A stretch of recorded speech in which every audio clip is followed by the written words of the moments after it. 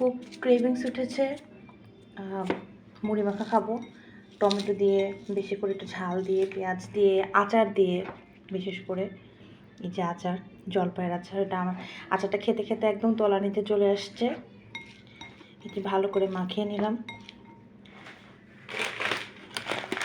চানাচুরটা দিয়ে দিব। আমি মুড়ি মাখাতে অনেকগুলো করে চানাচুর খাই, না হলে আমার হয়ই না।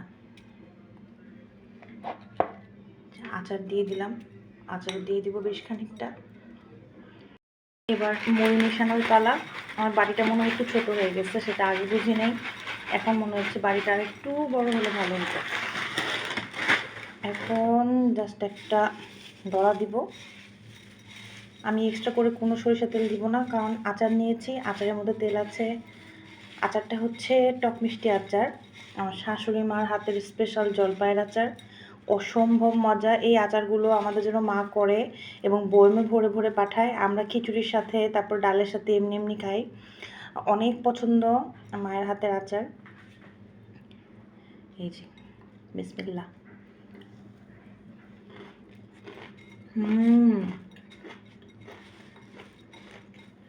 এবং মুড়ি মাখটা খেতে হবে কিন্তু হাত দিয়ে, কোনো চামচ চামচ না।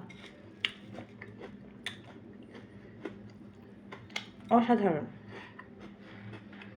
আমার যখন একটা জিনিস খেতে ইচ্ছা করে, তখন আমি এমন হড়বড়ানির মধ্যে সেই জিনিসটা তৈরি করি, সেটা তো সৌন্দর্য বলে কিছু থাকেই না। এই যে সাইডে মুড়ি পড়ে, টমেটো, মরিচ, পেঁয়াজ পড়ে একাকার অবস্থা। আমি এটা আগে এখন মজা করে আয়েশ করে খাবো, তারপরে এগুলো আমি সব সুন্দর করে পরিষ্কার করব।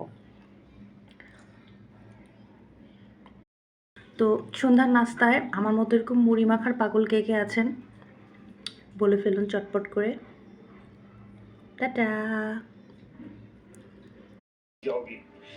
मैं जाऊंगी, कोई मुझे नहीं रोक सकता, और तुम तो बिल्कुल नहीं रोक सकते। मतलब सिर्फ तुम्हारे में तो इतनी हिम्मत नहीं है कि तुम सबके सामने जाके शादी से इनकार कर सको। मेरे पीछे छुप के इनकार करने वाले मत से मैं कभी शादी नहीं करूंगी। मुझे जाने दो। तुम नहीं जाओगी। मैं जाऊंगी और तुम्हारे मुंह में थप्पड़ मार के जाऊंगी। पता है क्यों? क्योंकि मेरी इस हालत की जिम्मेदार तुम हो।